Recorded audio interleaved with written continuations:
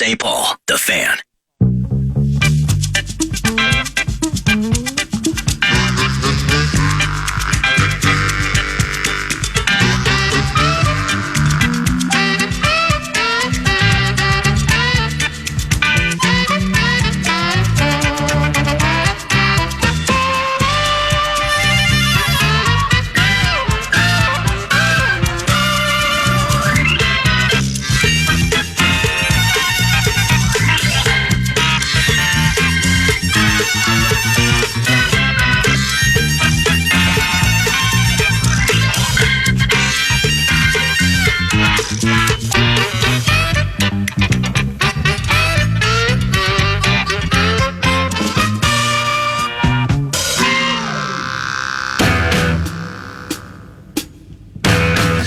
Welcome to Twin Cities Performance 3-2. Welcome to TCOPC in the radio studio. It's Paul Allen.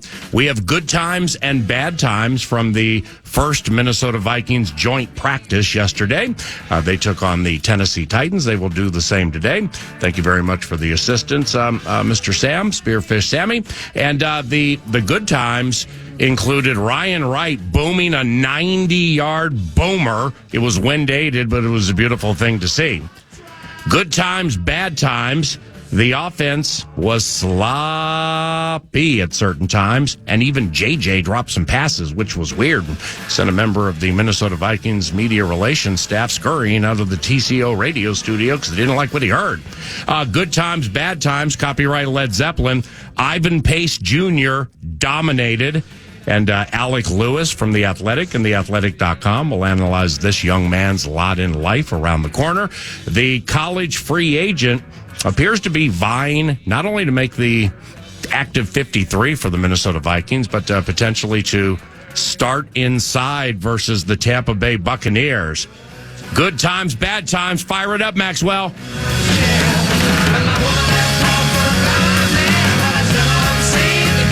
Max Fuller on base right now. Good times, bad times leader. It's 9 to noon from the TCO radio studio. Bad times from a joint one versus Tennessee. Jordan Addison in concussion protocol, all done for the joint practices. Could return by Monday. And this is your good times, bad times leader.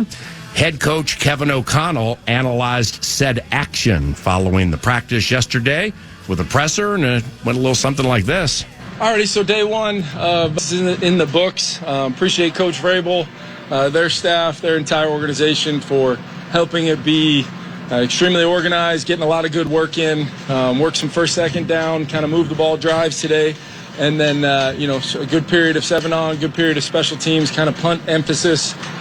And then the 2-minute, good job by the defense, kind of keeping that score the way we needed, getting stops. And then we had a tip ball interception and Kirk trying to squeeze one in there on the first drive there, into the wind, all those things. No excuses. We got to find a way to move the ball and get points right there. But that's why I love this work. Different looks than we get every day from our defense, the ability to compete up front. It got kind of pushed right to that line today, but I thought it was really professional work across the board, and really looking forward to tomorrow. We'll work a couple different some different emphasis down in the red zone, still move it a little bit, and then get some third down work to really see where we're at from a protection and conversion standpoint. Just a couple injury updates for you, because I know I hadn't talked to you guys in a couple days. So Jordan Addison, part of a 2-minute drill the other day, just kind of making a catch going to the ground. Just had some very, very light symptoms, that we deemed it worthy just to be smart with him. And he's currently in the protocol, working his way already through that right now, and expecting to have him, as early as potentially Monday. Kene, really no changes. Jalen Naylor, no changes. Jay Roy, no changes. Brian's working his way back and hoping to maybe get him going here in the next week or so. And really Garrett Mag, no changes. Lucky Jackson did return to practice in a limited role today. He got individual, got some work in. We'll continue to progress him. Bullard returned. And then Brian O'Neill, just from a standpoint of where he's at right now, he'll get a ton of work in individual one-on-ones, but more than likely his next full competitive reps will be next week against Arizona. Just part of a plan Tyler and Uriah had going into camp. Almost had to hold Brian back today a little bit, but for the most part, very happy with day one. A lot of things to correct, a lot of football we can do a heck of a lot better, but that's what this whole operation is for. Yeah, I thought I mentioned that. Yeah, there's only really one protocol that I'm aware of, but yes, the concussion protocol, and it's more out of a ultra nature of just being aware of that if he had any symptoms whatsoever, no reason to risk anything. Give him the proper time to work his way through that protocol, and he'll be back ASAP when the doctors clear him. Was it by design that TJ just did warm-ups and then left, or was he not? No, not really by design, as much as just kind of what the protocol has been with him coming, working his way back. Really, it'd be nice to get him out there and get some reps, but he really hasn't had that opportunity for team 7-on-7 in a few days. We got our eyes on getting him back as soon as we can out there, and I'll keep you guys posted on his status.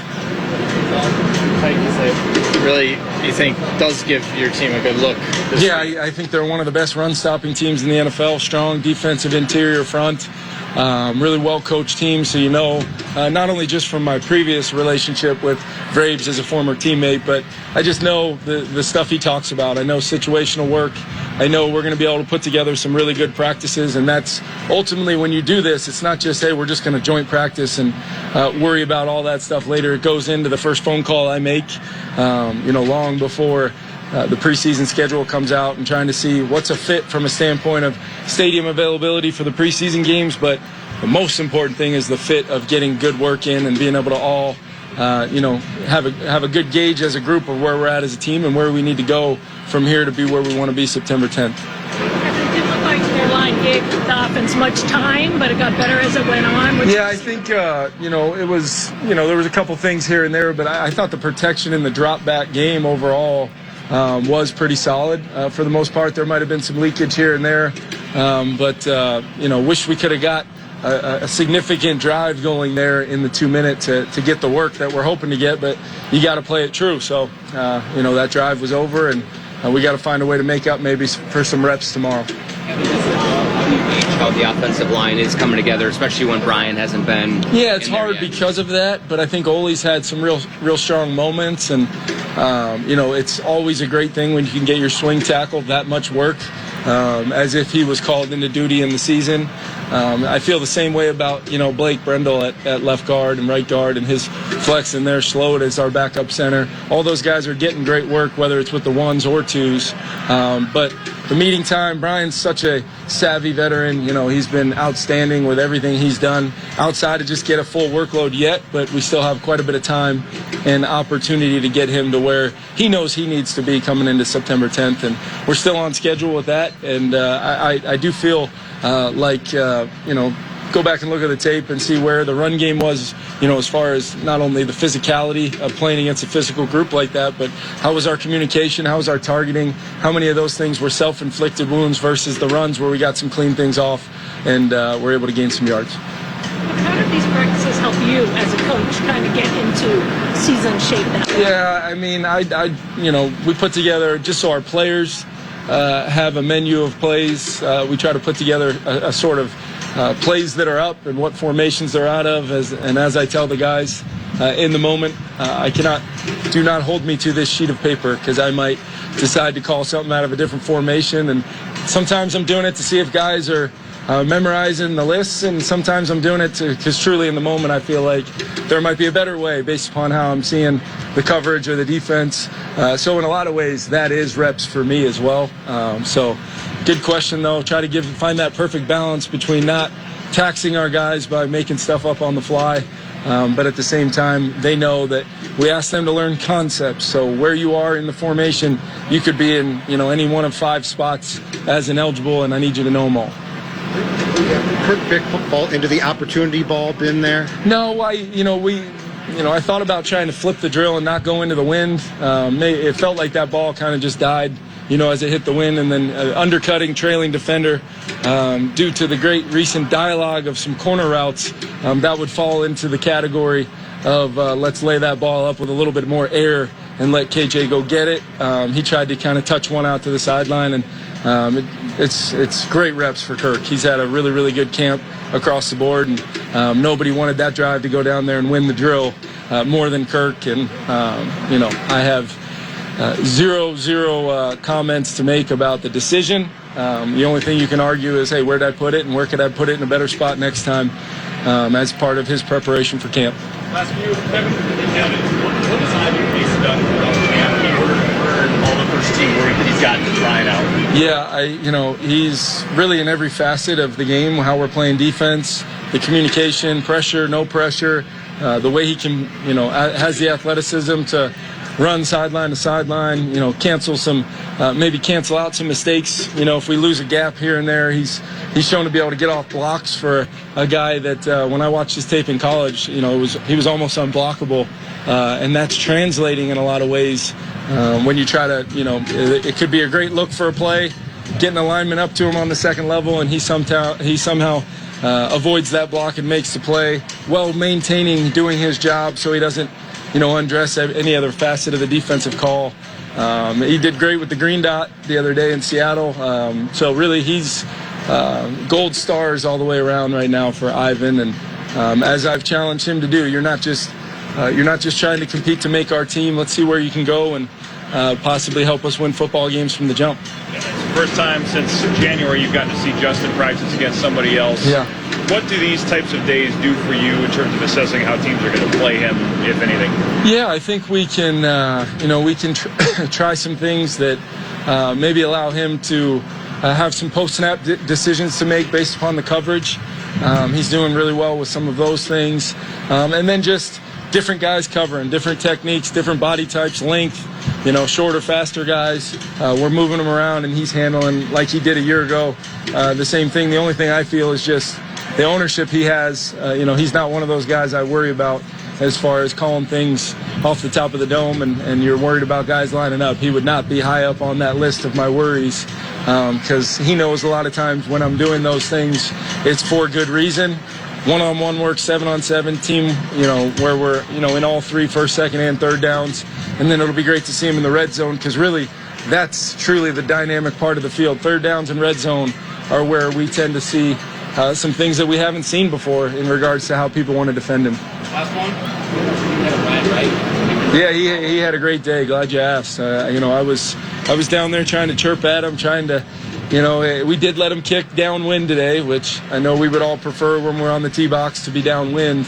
And he just kept on hitting them and hitting them and hitting them, getting the guys fired up. You've had a good day as a punter when the crowd and the bleachers are chanting your name. So I was proud of Ryan today.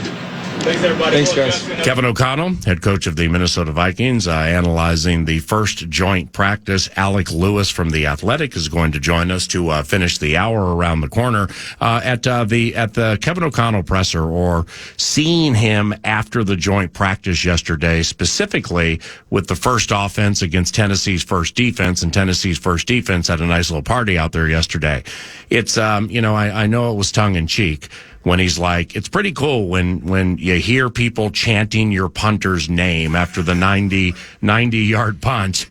But that's not supposed to be the loudest cheer the purple and gold get at a joint practice. And good morning. Morning. Thank you for having me. Mm-hmm. No, it's funny. Johnny Athletic was here yesterday at the practice, and that was all he could talk about. He's like, could you see the way the ball was wobbling? Mm-hmm. And I was like, yeah, it was unbelievable. Like it was, it's probably not the one thing like that. I think I ended my story on yesterday with Ryan Wright, and I was like, yeah, man, maybe I should have talked to him. I mean, it was, no, he kicked some balls that were pretty impressive. That is Alec Lewis from The Athletic. We'll chat some Vikings football and much more, courtesy of TimberTech and TimberTech.com. What's on deck also includes Ben Lieber joining 9 to noon at 10 o'clock. We'll hear from Kirk Cousins right around 10:30. And Titans longtime Vox Mike Keith will be joining 9 to noon today in the final hour.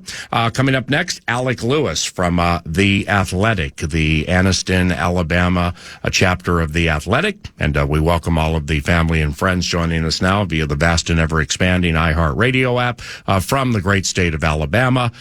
Your designated child, Alec Lewis, joins 9 to noon around the corner. It's a Maxwell Fuller production. Whenever you listen to podcasts.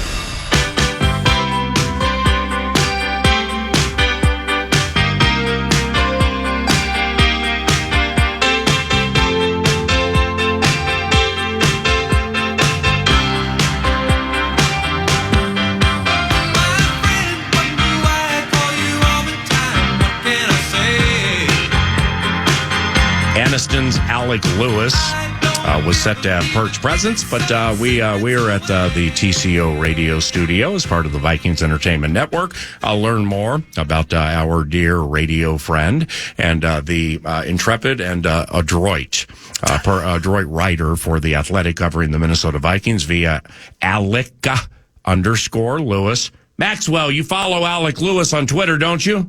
You know I do. Okay, you better, because it's bad for the image of 9 to noon if I say follow the young man as 9 to noon does and you're not following him. So make sure and get that quick follow in if you don't, okay? You're unbelievable. I would follow him to the end of the earth. Wow. Check out theathletic.com to learn more. And we welcome Alec's family and friends tuning in from Anniston, Albertville, Haleyville, and most significantly, Dothan, and all towns in Alec's native state of Alabama. And by the way, good morning. Morning, yeah. Did you, thanks for the flexibility on the audible. Did you know Dothan, Alabama, has the most gun stores, fishing and tackle shops, and smoke shops of any city in your great state of Alabama? And good morning. I'm just trying to imagine you last night. You're just like Googling this stuff. You're just looking up Dothan, Alabama last night. No, I called Latrell Sprewell, Robert Ory, Antonio McDyson, Colin Sexton, right. Wimp Sanderson, and we were discussing some fantasy basketball. Sure. And then I was like, "So, where are your best friends?" And one said Albertville, and then Spree said Haleyville, and then Colin said Dothan, and then I started looking up Dothan a little bit, and I learned there are 5 Walmarts. Yeah. In the Dothan metro area. Dothan, I'm not even sure if I've ever been to Dothan. That sounds like an Indian food you eat with curry at the India Spice House in Eden Prairie. Dothan? Yeah, I want some Dothan to go with my paneer pakora.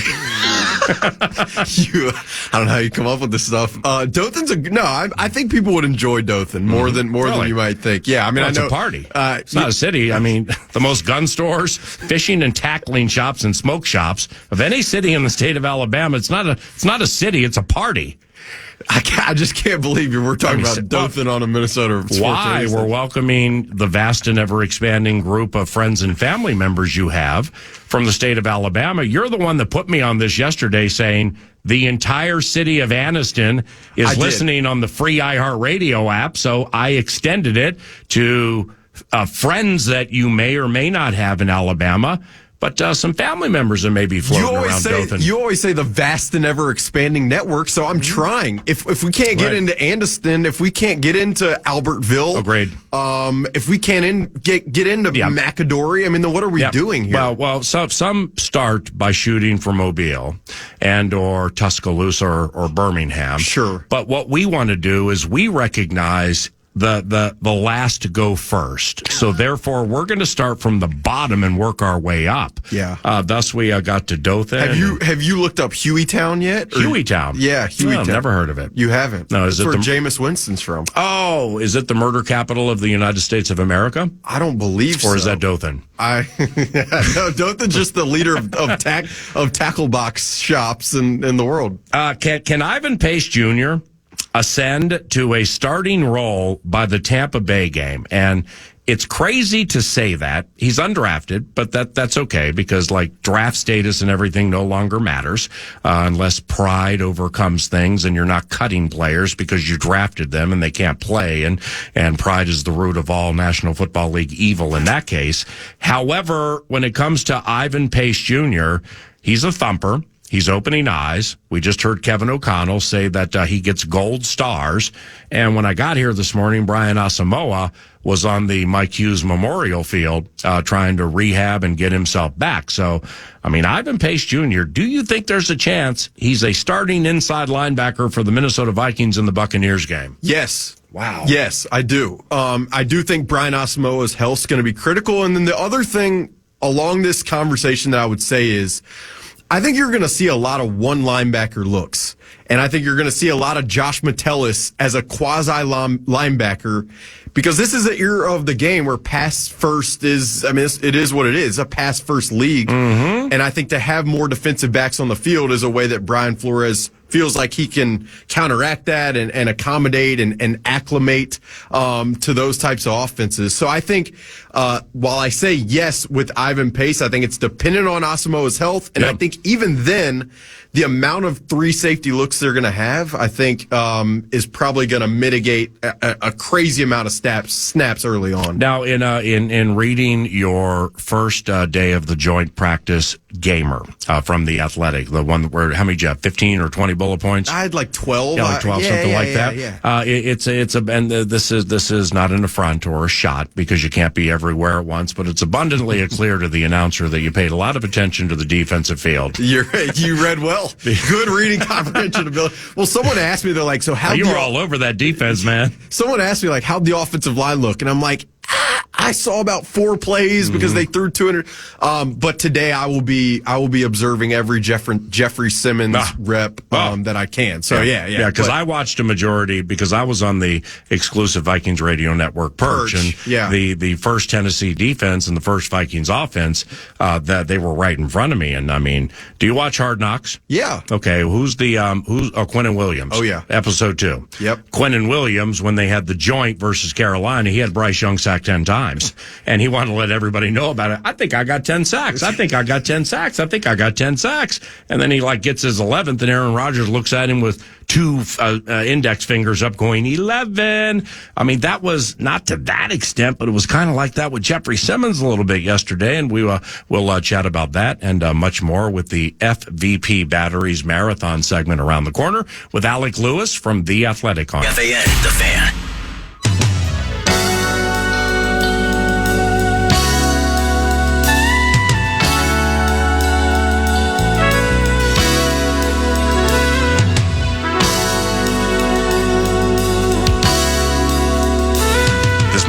segment with Alec Lewis from The Athletic is courtesy of FVP Batteries and FVPparts.com.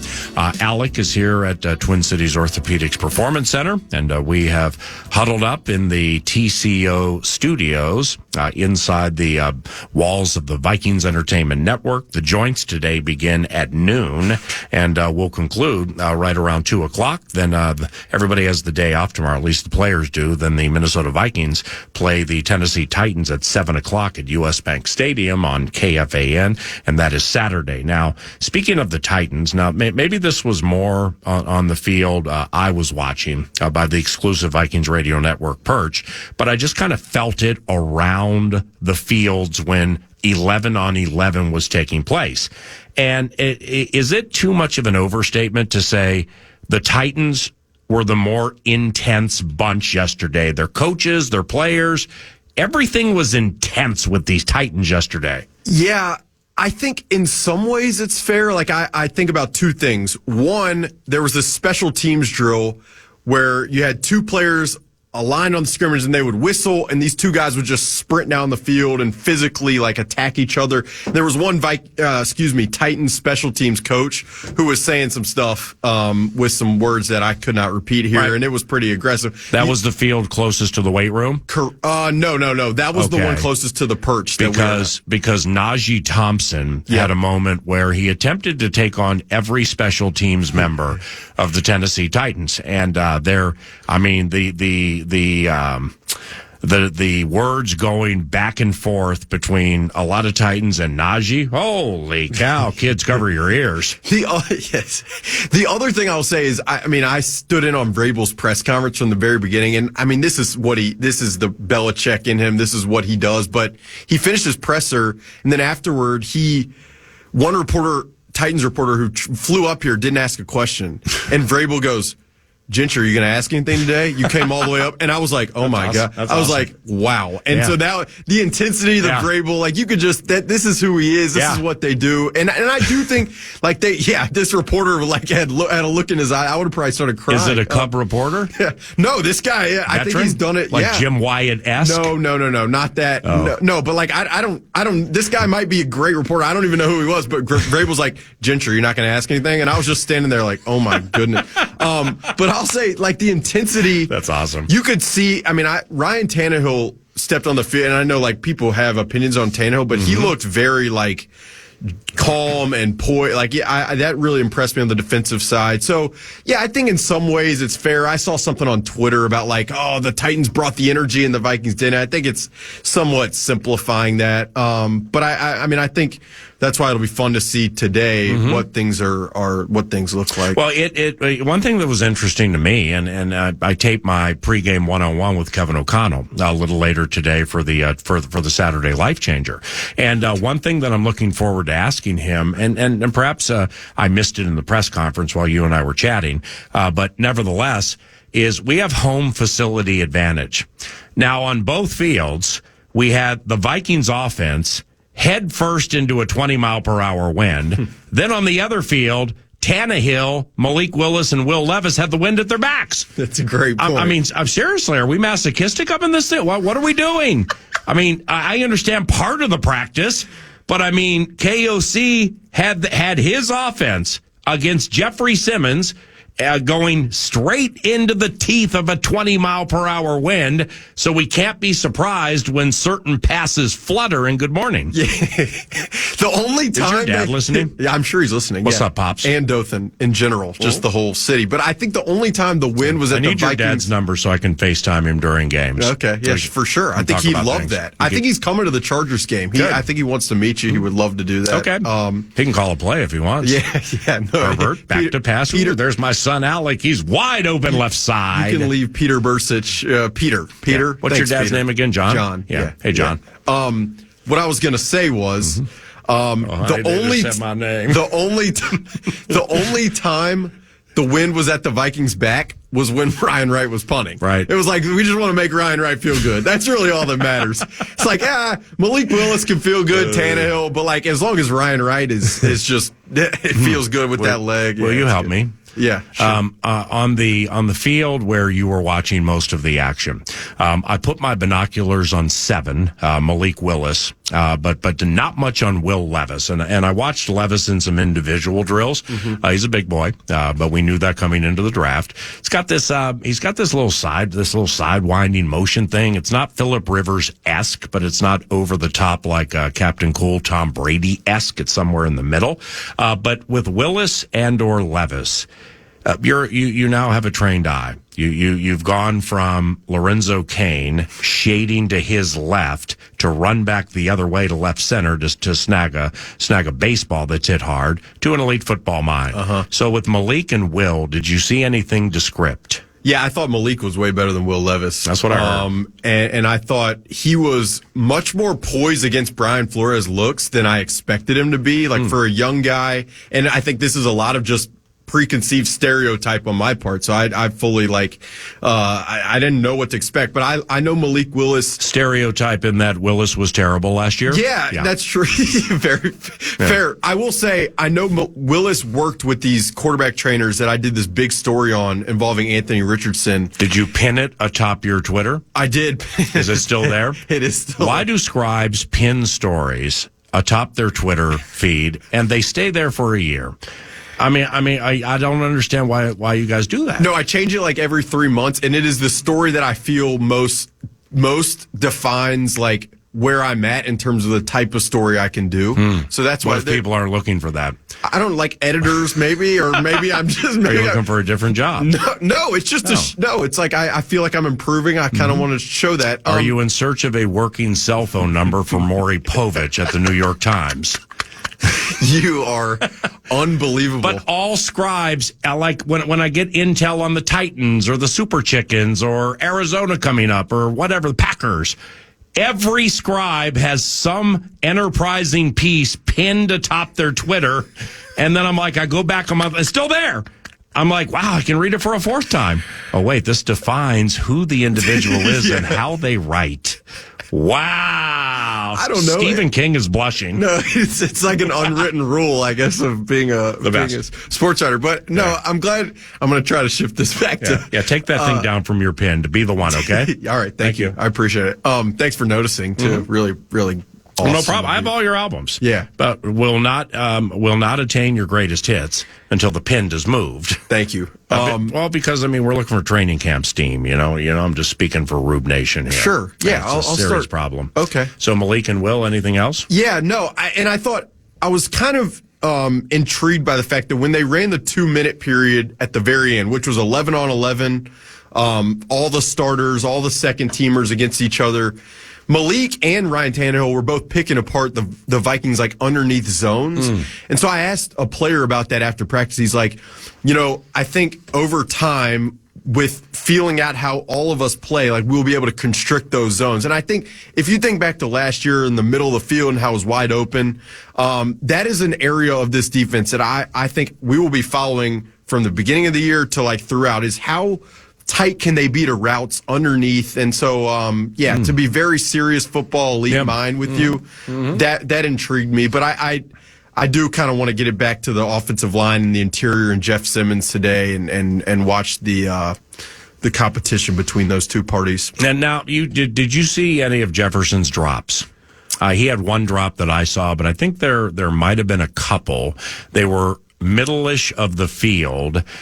And I'm just like, there's no way because on this field I'm talking about, where Tennessee's first defense went against the Vikings' first offense, Kevin O'Connell in very masochistic fashion had our team going right into a 20-mile-per-hour wind, and that greatly compromised the ability to throw the ball down the field. But hey, you need to accept challenges and push through challenges and things like that. I understand. Adversity. Yeah, exactly. That was adversity. Mother Nature gave adversity, pushed through it, and we didn't. So we'll see what they learned from it. But there's zero chance because Tennessee was hitting and Tennessee was super physical and intense yesterday on that field. Ain't no way JJ dropped those passes because he was rubbernecking a little bit and thinking about getting hit. Zero chance, right? There are a couple things in this life that I will worry about. Justin Jefferson ain't one of those things. I agree. I'm not worrying about anything related to this guy. Very fair point. I did see a video of one of the drops, and I saw some Twitter responses. And I was just cackling, tossed my phone. This guy. Yeah. Let's be very clear. He has put in a lot of work. He is, I think, in a position to be even better than he's ever been, which is almost impossible to think. His brother Jordan was out here yesterday. I thought that was pretty cool. They were chatting it up. His agents were out here. Did see them conversing with Kwesi Adofo-Mensah a little bit. So, it's not a player that I will ever have a concern about, I don't believe. On the field where you did the majority of your observing, and you can read this gamer from the first joint at The Athletic and theathletic.com. I thoroughly enjoyed it last evening. With the Vikings defense and Derrick Henry, it's when I would put my binoculars on that creature, and it was their ones versus the Vikings' ones or twos. It seemed the defense was thwarting or at least slowing Derrick Henry in a pretty good offensive line, a big physical offensive line. Is that accurate? And then then the next play or one of the next 5 plays, my binoculars would be on that field from the perch, and I'd see somebody running free on a bust. It was clear that there was a busted coverage. I think that was when Burks got deep and then messed up his knee, and it's an MCL, and it's not going to be that serious, so good for him. And then there was another one where Cam Bynum went chasing somebody. So it seemed like good times, bad times on that field. Hey, let's pump it up. We stopped Derrick Henry. No! Whose guy was that? Yeah, Derrick Henry, I did feel like he didn't burst through the line at all. And I thought Marcus Davenport in that period was really physical in a way that, I thought it was really good to see. I think we haven't talked a lot about him and the signing and what he can be. And I do think, like we're going to follow him all year and see how can he be the guy I think that he was picked to be. Yeah. And so I think to see him play as physically as he did yesterday, Daniil Hunter had a heck of a pass rush. It was an easy sack, but I think Marcus Davenport's going to be pretty big in the run and the pass. And then, there were a couple blown coverages, and I had a conversation with Caleb Evans after practice, and he's like, a couple things. One, there were some checks that I think they could have gotten to that they didn't. They called them good learning experiences. But also, Caleb said this. He said, sometimes you play with fire the way we're going to play, but we run to the fire. Yep. And I thought that was, I think that's a pretty good description of what you're going to see. Yes, they're going to get beat over the top a couple times. Yeah. Obviously, in a league where explosive passes really can win you games, I think mitigating those as much as possible is going to be huge. But it's going to happen, and I think the Vikings feel like with the offense they have, obviously Jordan Addison, the skill players, but also I think from how they can control the game running the football with physicality this year, I think they're okay playing with that fire a little bit, and I think that speaks to why Kevin O'Connell has been talked about the complementary facets of their team. Well, there's a take that I formulated. Okay. That is, it's just going to be wrong, and it's not going to be accurate, is the way I should put it, because I can't say that my opinion's going to be wrong until we play games and we figure things out. And here's what I mean: is for all of the aggressive nature and the 3-4 hybrid with the floaters and the Polomalus running around all over the place, I agree with you that there will be 6 sack games, but there also will be games with 6 sacks, tight game. Yeah. Somebody gets loose because you were overly aggressive or whatever. Somebody made a mistake. Okay. And there are those with this coaching covenant who understand what I'm saying with that. But the opinion is, Now, Byron Murphy is scrappy in the run and had a very good pass covering practice yesterday, from what I understand. He's looked very good. Okay, well, Caleb Evans, young. Mekhi Blackman's going to play a lot, young. Yep. So those 3 are cinches to be in. Now, Joanne Williams and Andrew Booth Jr. and Najee Thompson and Tay Gowan and the rest of the cats will, the preseason games will, and the practices will kind of establish their lots in life. I don't see any way. The first game could be Baker Mayfield or Kyle Trask, but then you got Jalen Hurts, and then you have Justin Herbert. So you got these meat grinders coming up there, Patrick Mahomes, like Game 5. I just don't see how they can be super aggressive early in the season with uncertainty at the corner spot.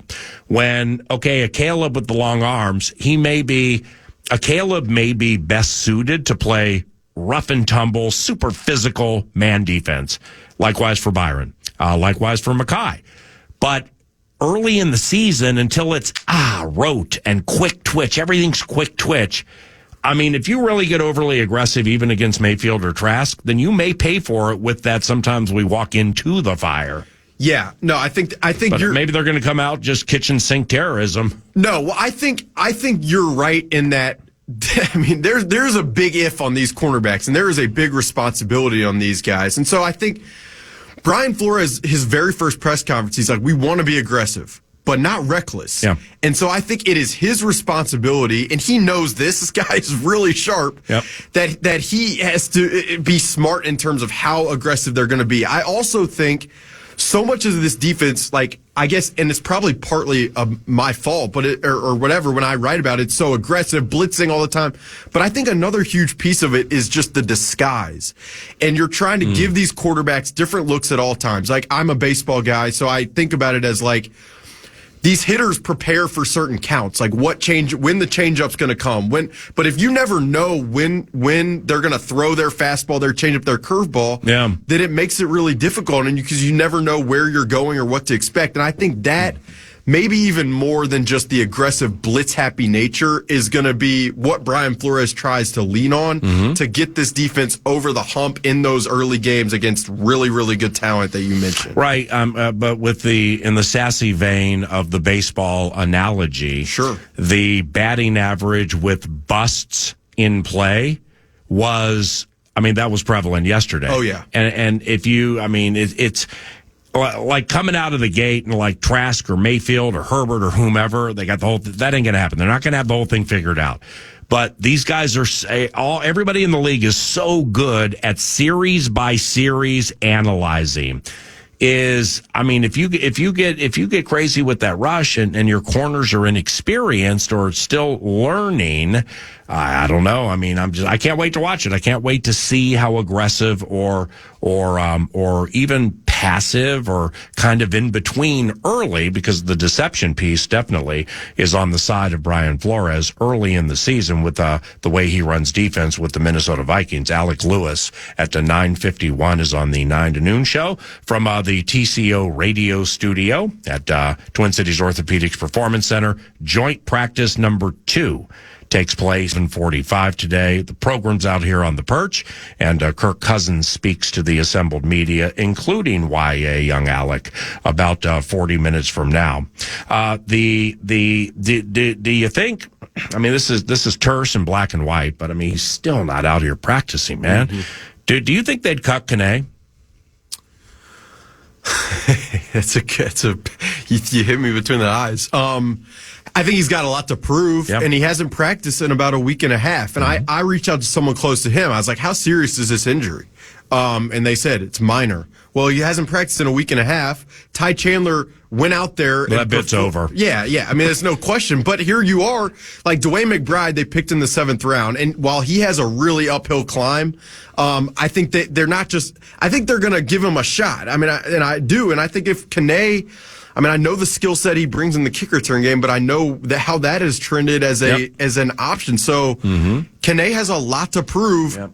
And you can't prove anything if you're not on the field. Right. So, it's something I'm watching very closely. And I think it's the reason I paused at the beginning is because it is a good, hard, terse question that needs to be asked right now. Ben Lieber is going to join 9 to noon around the corner, and I'm going to get into some number counting stuff with him, like getting us up to the 53. Like last year, Kevin O'Connell's first year, they kept 5 wide receivers, and that number down to Brandon Powell. That makes sense to me. So you got Rager, Bubblish. Now this Thayer Thomas. To say he's going to make the active 53 would be grandstanding. I had no idea who he was until a month and a half ago, and he could play a little bit. This 89 can play a little bit, and the thing you can tell that I like about him is he's like Najee Thompson, man. They're just willing to do any. You need me to block this run? I'm gonna do my best to be a poor man's Anquan Bolden. You need me to run by the boundary? I'm going to do my best to be a poor man's Jordy Nelson, one of the best boundary receivers ever. I find myself liking him. But I can't put him on the active 53. So the receiver number count is key. So is the running back. Last year they kept 4. 5 was CJ. If you're looking for numbers in linebackers, defensive linemen, safeties is where I think you're gonna, like last year they kept 4. They may roll with 5 this year. You're gonna have to find a minus somewhere. So the way this running back situation's working out, tell me what you think of this. Madison, Ty Chandler, Abram Smith, and that's it. And CJ Ham. That makes the 4. So then Kane, he'd be out of the mix. I don't know, practice squad or whatever. McBride, I would look at it as a redshirt year. So practice squad, and if you take him off the practice squad, he has to go active for the other team, and there's a lot of rigmarole to it. What do you think of that? Do you think it's too skinny to have 3 tailbacks? No, because I think CJ Ham's role is going to really increase. But I think Abram Smith, I'm not even sure about. Like I'm not totally. He's been kind of interesting. We talked about this. He's definitely big, and I think he can block, and he looks like he knows what he's doing out there. But I'm not totally sure. But I think Madison. But he wouldn't play. No, he would just be on the active roster. Fair, and maybe could impact. But I look at it as Madison, Chandler, CJ Ham. I'm for sure on the others. If you're looking for numbers, and I think you mentioned safety, but they're going to be looking for numbers when you have Harrison Smith, Cam Bynum, Josh Metellus, Lewis Seen, Jay Ward, who they drafted, and then this Theo Jackson. Yeah. And I was talking to a Titans person yesterday, and they said to me, the Titans drafted Theo Jackson last year in the 6th round, and they did not want to lose him. Wow. Like, they did not want to lose him at all. Good intel. They thought he could be a really good player. And I talked to a Vikings coach yesterday who was like, this guy can do a lot of stuff for us, and we really like the way he's played. And so, I mean, that's a lot of safeties we just mentioned. So you got to find numbers, and I think running back's a spot. I think. With the safety part, what's key here is the best special teamer they had last year was Josh Metellus. Now, you've been on Josh's metaphorical jock for about 3 months with these stories at the Athletic and the breakout player and the whole thing. Where sticking by it too. The Arizona guy has the Georgia. Isaiah Simmons is a breakout guy, and I'm like, well, the Arizona Athletic guy may be right, but if you're Isaiah Simmons in your third year, picked as high in the first round, you don't want to be anybody's breakout guy because that means you're close to being cut guy. But anyway, Metellus, if he's going to play any hybrid roles with this defense, I wonder if his special teams reps will be cut, because if they are, then that means the Najee Thompsons and the Theo Jacksons of the world, I mean, they're elevated. No, I think it's a great point. Matt Daniels, special teams coordinator, was asked about Metellus' role with special teams, and Matt seemed to indicate that Josh is still going to play a big role on that side. But I'm telling you, and I know you said I've been on this, but if you watched yesterday, Josh Metellus with the first team, 60% of the snaps at least. Wow.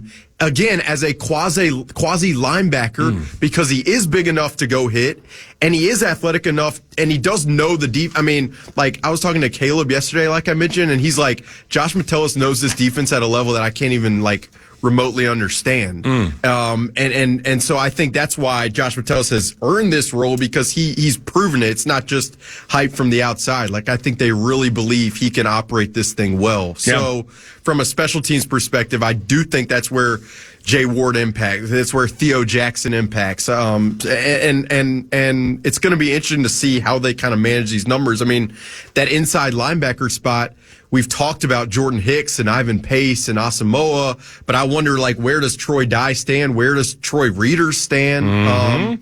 The questions for them to sort through, I think, are going to be interesting, and I do think a lot of it comes down to special team. Okay, so in closing, 30 seconds, you get it all, but you won't need it.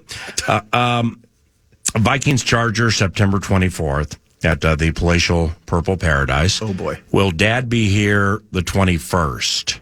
I think they fly in the Thursday or the Friday. Okay, well, speaking of Friday, I mean, you are a weekly contributor if you're still interested in the Friday football feast. This one happens to be in St. Cloud. Oh, you going to have my dad come to... Yeah, to the feast. Oh, for sure. Drive up there with baby boy, talk about... Where is it? In St. Cloud? All the Walmarts in Dothan. It's about an hour and change outside of the cities. It's the first one we've ever done at St. Cloud, so really? it could be ballyhooed. Oh, my. So just consider that, John. I will see you at practice today. Thank you for the time. Love when you stop by, and have a good day, okay? Have a great day, and good morning. And good morning. That's Alec Lewis from The Athletic and TheAthletic.com. Ben Lieber, Nacho Lieber, chat some Vikings.